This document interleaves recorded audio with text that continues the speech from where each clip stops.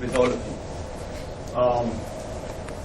John, like I said earlier, some of these people have been my mentors, teachers, some of them have worked with me together, some of them have been my students. And standing here makes me feel really proud because I am who I am because of all of these people out here. They are the change makers in my country. We call it India.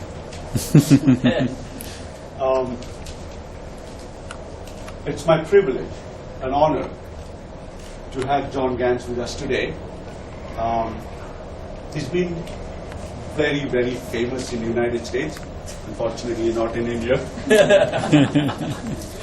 We don't know who John Gans is, except for President Obama, who invites him for meals. And he was being awarded the Champion for Change. It's a very special honor for NOLS, and for us as NOLS and our executive director, who's been probably the longest serving executive director. And it's absolutely amazing. It's a great feeling to have you with us today. Like I said, the goal is that you get us sort of an insight into what we do as outdoors. And there are very special people here who are also champions of change in this country, and in a different way. I hope this will be a nice interaction, and you all get to take back something from it. Please come. John Gans.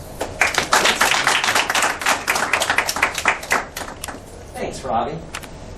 So I got a chance to meet most of you, not quite all of you, but most of you outside, and I'm aware we have a mix of outdoor enthusiasts, guides, NOLS graduates and WMI graduates, business people, educators, a whole wave of things. And in many ways, that's the story of NOLS. We have a part in each of those. I should also mention tourism, outdoor media, outdoor products side of things. And so today, I wanted to share a bit about NOLS with you, and I recognize some of you already know very much about NOLS, more about some parts of NOLS than I do. But for others, it's a newer introduction, so I'll just kind of aim somewhere I'm going to aim, I'm not sure where, and I'll share some words with you, and then take about 40 minutes to do that, and then open it up for questions if you have specific questions about certain things. So the school is an NGO or nonprofit organization originally founded in 1965 in Lander, Wyoming. And when the founder of the school was Paul Petzel, and I'm going to give you just a brief American history class here of the 1960s in America. The 1960s in America were turbulent times, especially for young people. College campuses had a lot of unrest. A lot of it had to do with opposition to the Vietnam War, which there was huge opposition among young people too. And in addition, there was a real growing outdoor movement in the United States at that time, and starting to be around the world. In the United States, it was the start of many NGOs that worked in lands such as the Wilderness Society. The Wilderness Act was passed in Congress. The first Earth Day was held that then went around the world. And so in the mid-60s, you had all these changes. And the interesting thing is there was also a growing generational gap, or generation gap. And the younger people on college campuses lost some respect among the older generation. But along here comes Paul Petzel, 56 years old, big man, bushy eyebrows, and a legendary mountaineer. He had nearly climbed K2 in 1937, I think it was. And he decided that there was this growing outdoor movement in the country, including Outward Bound had started up a couple of years before. Colleges were starting outdoor programs, and yet there was no place to train outdoor leaders. So he started NOLS to teach people outdoor skills which is still a hallmark of the school, whether it's ice and snow mountaineering, or kayaking, or canoeing, or any other number of things, caving, on down the line. But in addition to teaching outdoor skills, Paul also covered other aspects in his curriculum. Certainly map reading was key, but also leadership was key. And Paul really recognized that we needed to train leaders for the outdoors, but those leadership skills also crossed over and applied to other parts of their life. We have a leadership curriculum. I won't go into details here. Some of you NOLS grads know it, but 4 different leadership roles, including the designated leader, also followership as a leadership skill, also peer leadership, leading among your peers, and then something we call self-leadership, which in many ways is more about your own personal organization and personal responsibility. We also have 7 main pillars to our leadership curriculum, and then the 1 stands for a signature style. Other aspects to the school is that we have a natural history emphasis.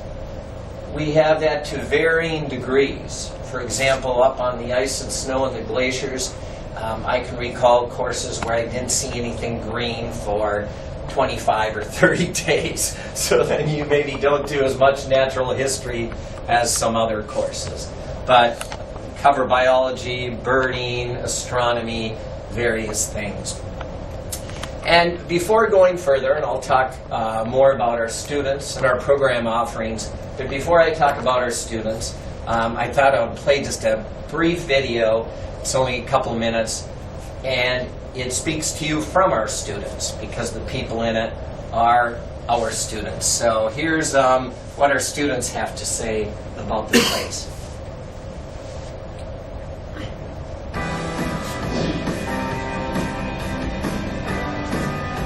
At NOLS, we believe that positive ethical leaders change the world, and that we're the best at developing those leaders.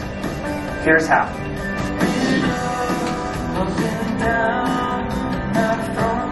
We had 2 days with about 2 hours of sleep in between, with crazy storms, hours of shoveling, unbelievable winds that were knocking 200-pound guys with 80-pound packs on off their feet. Probably the hardest work I've done in my life. It was the most challenging thing I've ever done, physically, mentally, emotionally.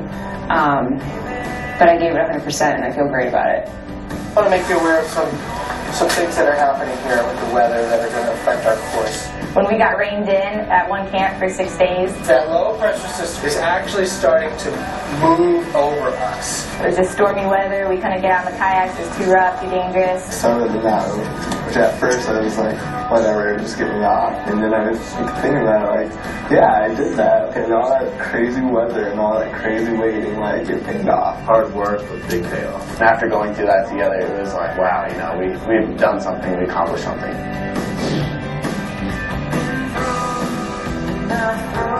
On Baker, instructors basically provided us structure and direction. And on Jackson, we were a self-led. We set the agenda, we had leaders of the day, we decided what we were going to do, what we were going to learn, and then we executed on it. We have leaders of the day, and when you are the leader of the day, you are calling the shots, making sure it's safe for not only you and them. Just being given this leader role was really hard because I just feel like I'm not a strong leader. I really kind of come to like go back to my community and help the kids get into the outdoors. I think the 2 values about NOLS that resonate quite strongly with me are probably the leadership and communication aspects. I think that those are both things that I strive to do myself every day and get better at. The NOLS leadership skills can be transferred to basically any aspect of your life.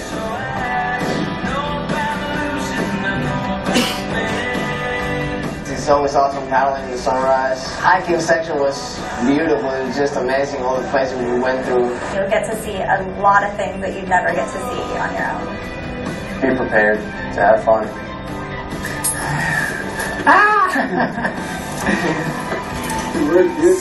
That was great. I'm having so much fun. Every day I'm like, I'm so happy. I seriously underestimated the fun component. I just finished my NOLS Alaska course, and it has been the greatest opportunity that I've come across so far. Made great new friends. I had great experiences kayaking, and I'm so glad I did it. There's nothing like it, and it's unbelievable.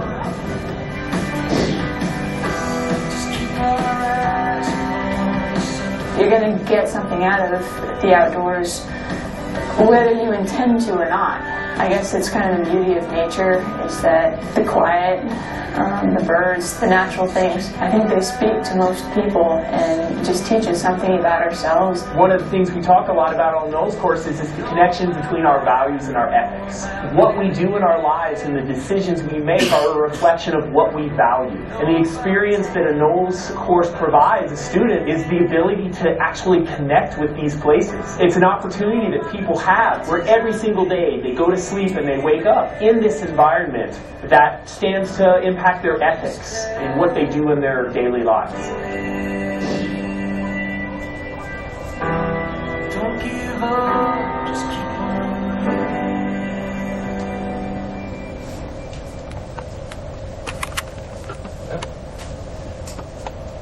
All right.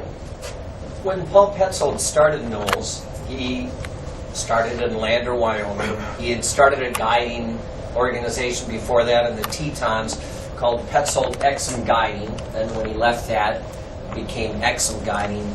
He never envisioned the school would be beyond the United States, so he named it National Outdoor Leadership School. And, you know, Paul was surprised years later to see that now in most years we operate on every continent now.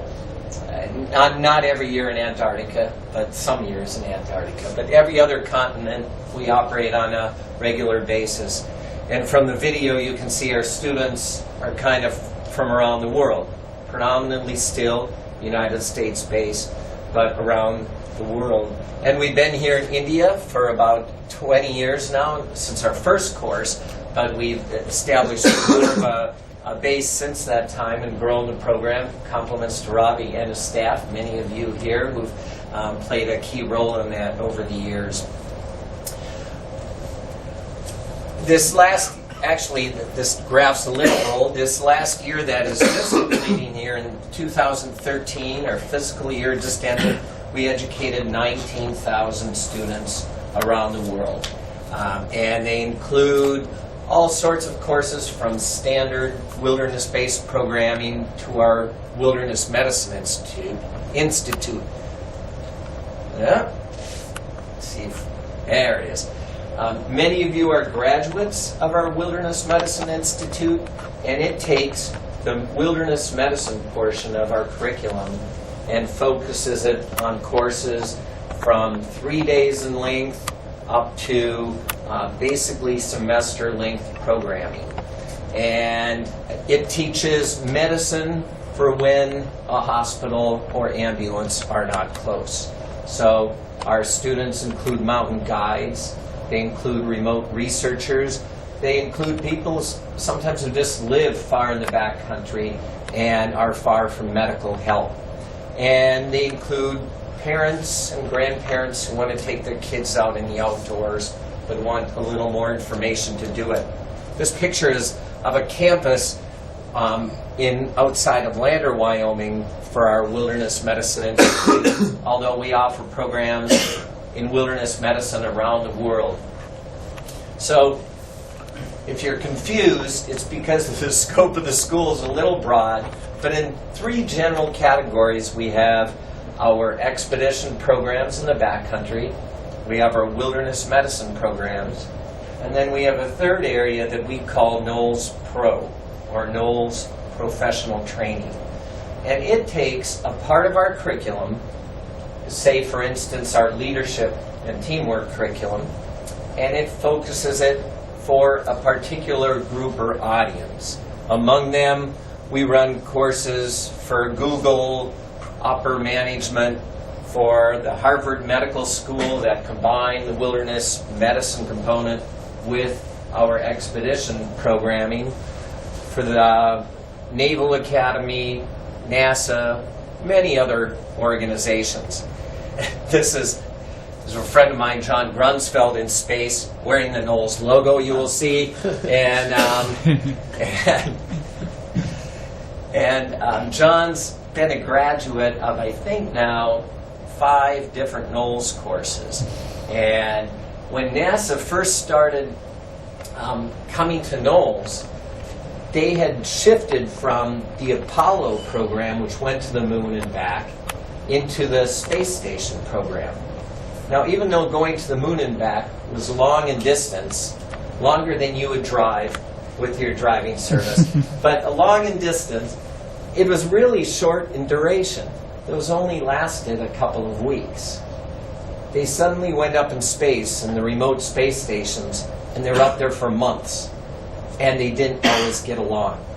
And you had all these people trained, many of them through the military, because they came out and they were test pilots, and they became astronauts, or they came out of the Russian military, and they were used to being in charge, and the leader said what they said, and everyone else followed, and accidents happened because there was no real role or way to question authority in an appropriate way. And so they said, wait, we've got big problems here. Going to the moon was easy. Going up in space, also cross-culturally, they were going up in space with Russians, Israelis, people from around the world. And they didn't have the ability nor the skills to work through them. And so they said, who does this? And you know what? They found no one trains people to go up to the space station, right? Because there's only NASA doing it, and the Russians. And so they looked at something kind of close, and they looked at business training programs, they looked at all sorts of things, and they looked at NOLS and another mountaineering training program. And they decided NOLS was the best fit. And so we take parts of our curriculum and tailor it to NASA astronauts. In addition, we now have numerous business schools we run with. For the top 5 business schools, do some programming with NOLS, include Harvard and Wharton, Kellogg, and also Booth. We don't have anything with Stanford yet. You're missing the boat. And in India, our home base is Aranakat. And I was just up there, had a wonderful visit. In addition, we run wilderness medicine programs in different places around the country. And I'm just letting some of these slides run here. And these are all off of NOLS courses in various classrooms. This is right here in India, and the next couple are also. So in review, our students come from for a variety of purposes in a variety of programs. We have programs from 3 days long or a couple days long with wilderness first aid curriculum up to actually some academic year-long programs that last 8 months overall, although they usually get a mid-course break for about a month. And so those are year-long programs. Most of our courses, you can get college credit for them, not all of them, but most of them. And we affiliate with numerous universities, but at this time, most of them are U.S. universities. And we hope to change that over time, but those relationships sometimes develop slowly. Our students range in age, generally from 14 up to, the oldest student I've had has been 78. But we've had students as old as 83, I know. Maybe older if they lied about their age. No, but I've had students, as old as 78. While we run programs for business schools and NASA and others, really the bulk of our programs are high school and college age students. So they're younger people, although we have older professional programs.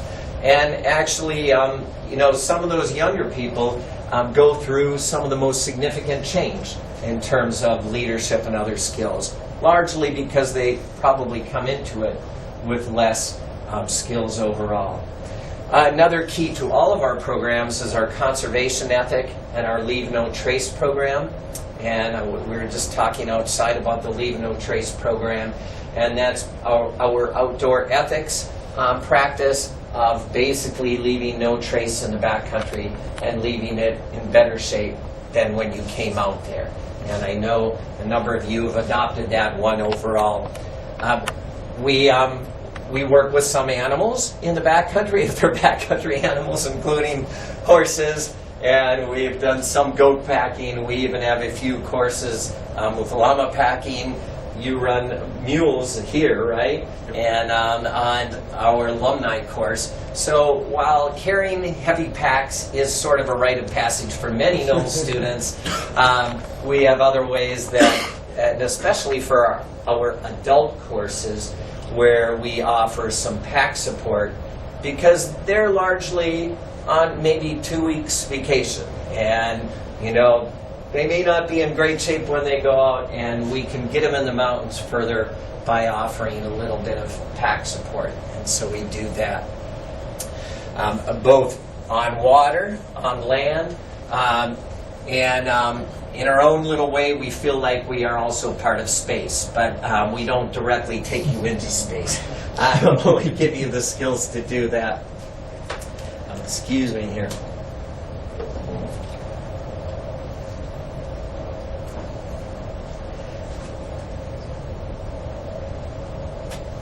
So, let's see how we're doing on time. We're doing all right yet on time. In addition to that, you'll notice other things in our overall lineup of program. They include, we do some research. We do research both that's sort of separate of NOLS, tied to the outdoors, but we also do some research on our students. And the importance, and in the process, we gather information on the importance of experiences in the outdoors, also the leadership outcomes that can come from a course or time in the outdoors. And these are research projects are conducted by other people so that we don't have our own internal bias. And we typically partner with a variety of universities, from University of Utah, which is a main partner, to Yale University and others. And it's interesting, sometimes we also gather information that of course causes us to say, should we change this program element or that program element? One thing that is a pressing concern in the United States right now, and I believe around the world to an extent, is that less people are going to our wild areas.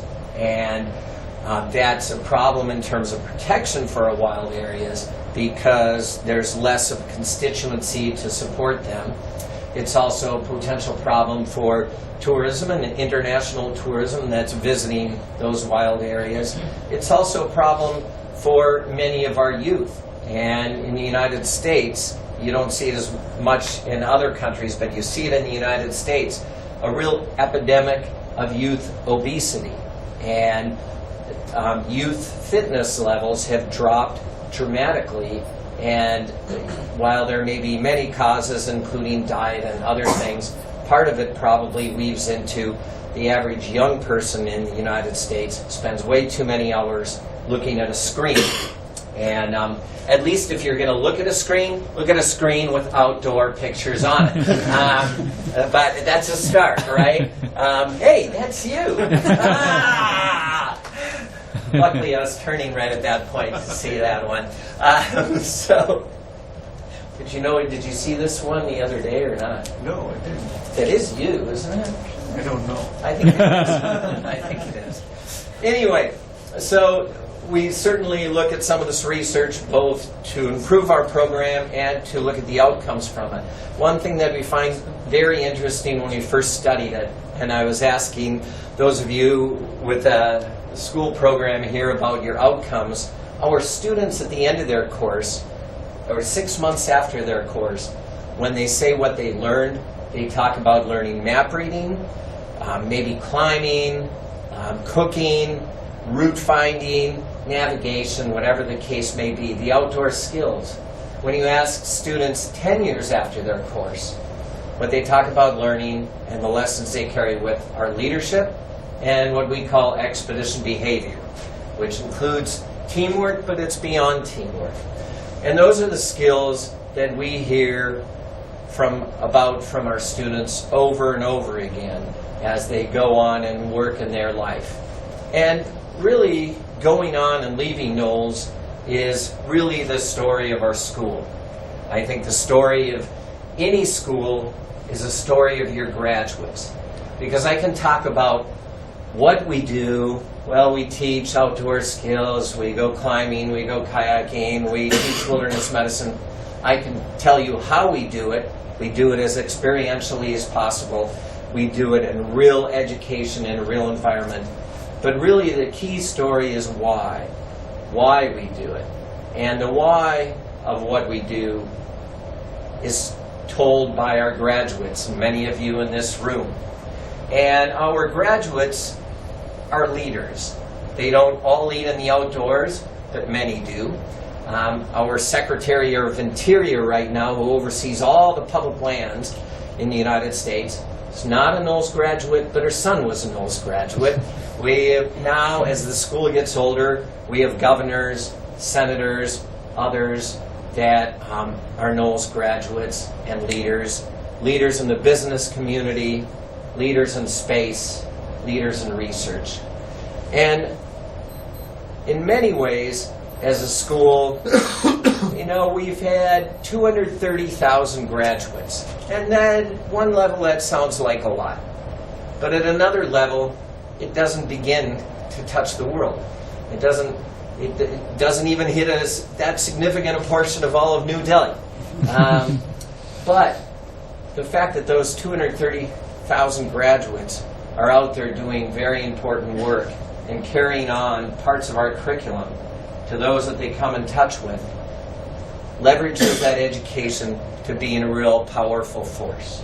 And I believe in that way we change the outdoors, we change wilderness, we can change business, we can change tourism, we can change travel, we can change the future for our young people.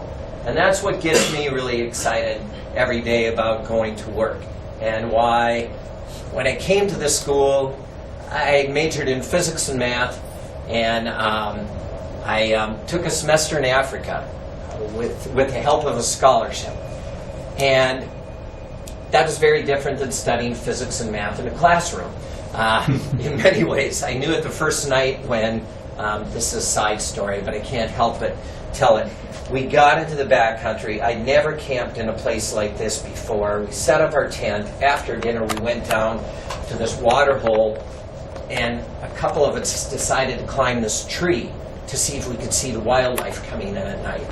Well, then it got dark, and as you know, those of you that live here closer to equatorial regions, it gets dark fast compared to if you grow up north, which I did in the United States. And all of a sudden, all the sounds came out, and it was petrifying. And we didn't see any animals, but it was too darn scary to leave the tree. And we were suddenly stuck with, we've got to get back to camp. We finally got up the gumption to do that, and then later on found out most of the sounds we heard were rock hyraxes, which are like this big. But they were scary nonetheless. But anyway, that course, it changed my life, changed my view on education, changed my view on the world, and it changed the trajectory. And I think that happens to so many of our students. So thank you so much for being here. Thanks for everything you've done for the school. Many of you have been involved with it already. For those that haven't, we welcome you and look forward to further connections. And with that, I'll open it up for, I know we've got to be out of